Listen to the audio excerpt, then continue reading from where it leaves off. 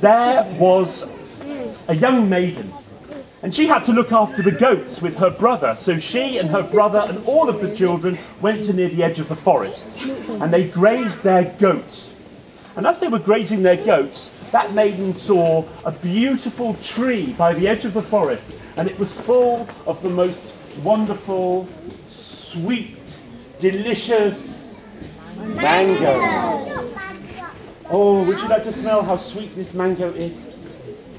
Can I smell it? Can you imagine the smell of the mango? One more can smell it over here. Oh, tell you what, you pass it around, and as I tell the story, everybody can smell the delicious mango. You pass it around for everybody to sniff while I tell the story. And that girl, she thought, what a wonderful thing. And she ran to the tree and she climbed into its branches, and there were the heavy, dark fruit hanging down. And while the other children looked after the goats, she was tasting the mango. Well, what she didn't see was that through the trees of the forest came the ogre. He had long, sharp, poisonous claws.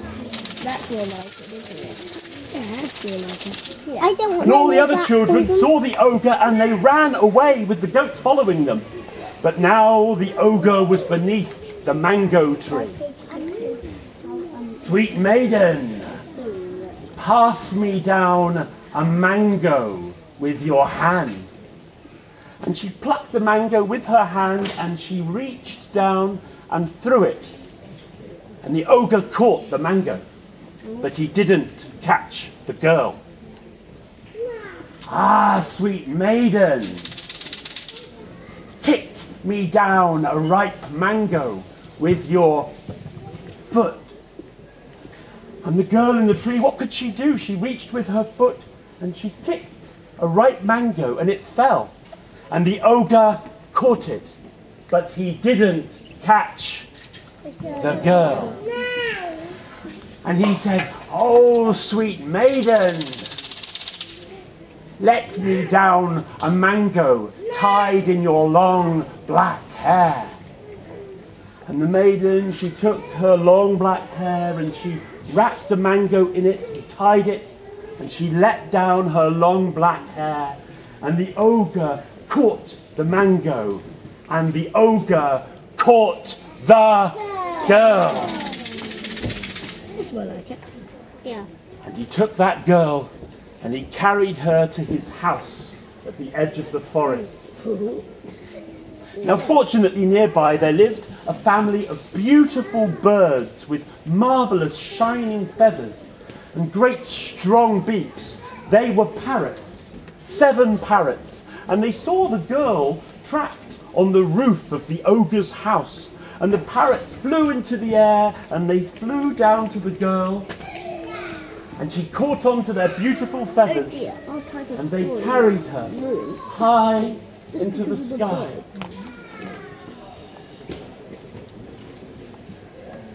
And to their house. Here you must stay, and we will take care of you. And the parrots took care of the beautiful maiden. But the time came when the parrot said, we must go away. But while we are away, do not open the door of our house, or surely the ogre will catch you.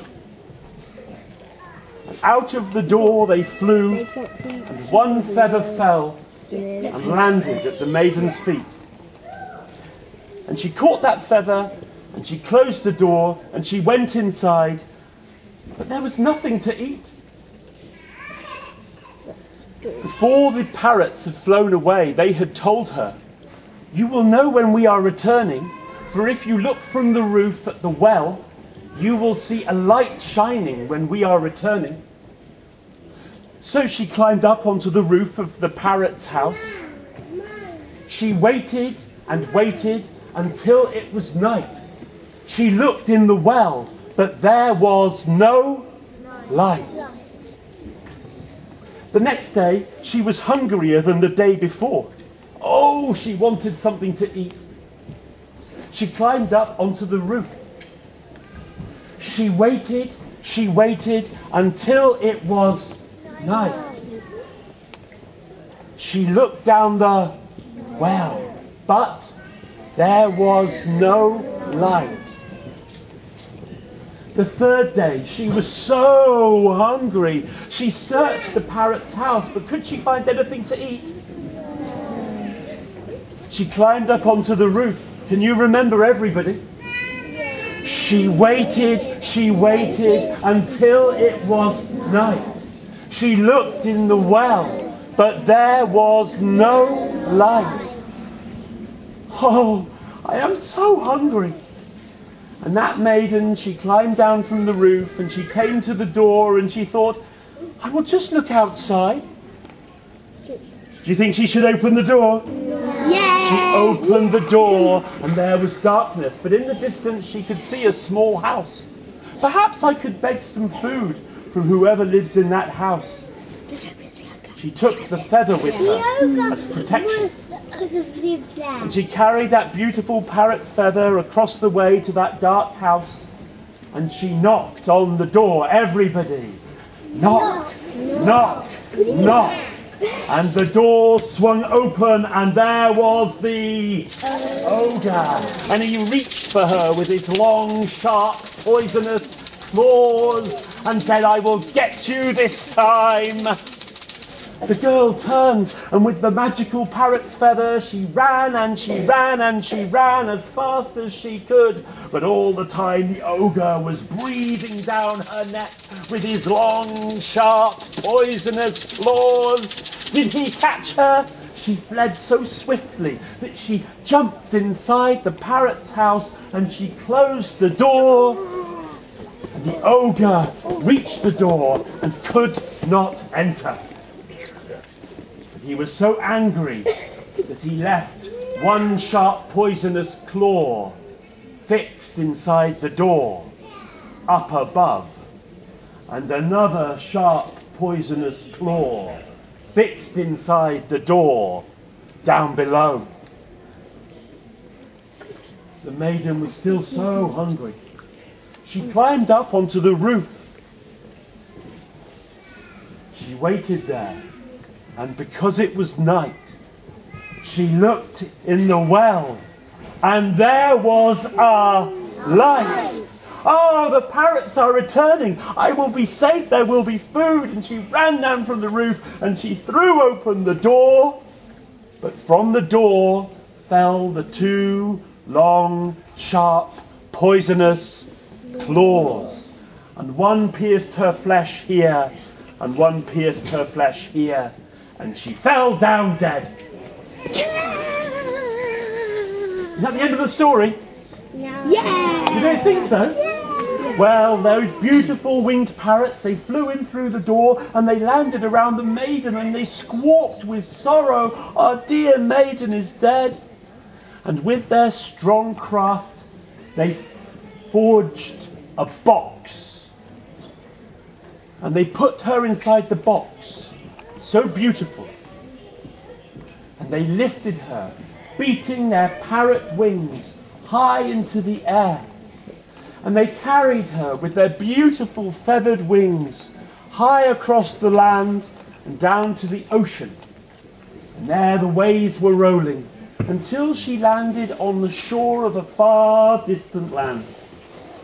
And seated upon that shore was a Raja, a king, and his minister. And the minister saw the boats arriving on the shore and he said, oh, my Raja, this box I will have. And the Raja said, well, if you will have the box, I will see what is inside. And the box landed upon the shore and together they opened the box and there was the lovely young maiden. And the Raja, with his wisdom, he saw the two sharp, poisonous claws. And with his knowledge, he drew them from her body.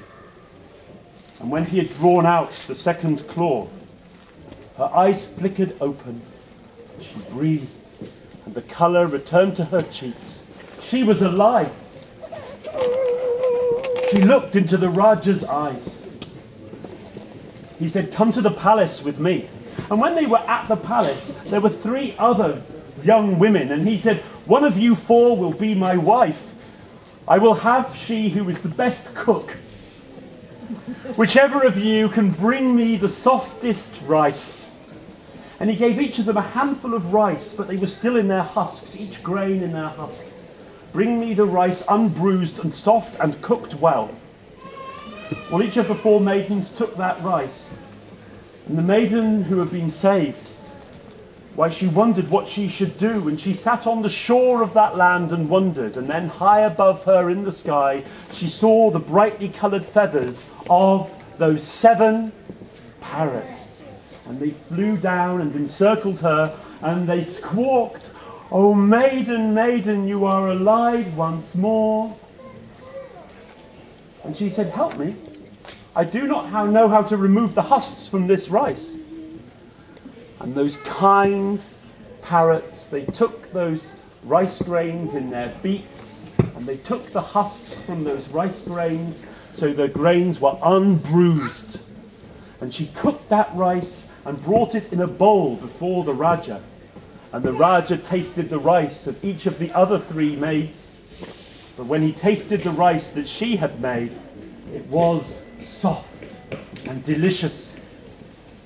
And so it was that that poor maiden who had looked after goats became a queen. A parrot story from Tamil Nadu. Thank you for joining and listening. Now, Murray, is there another storyteller over there ready to tell? Can I show you something?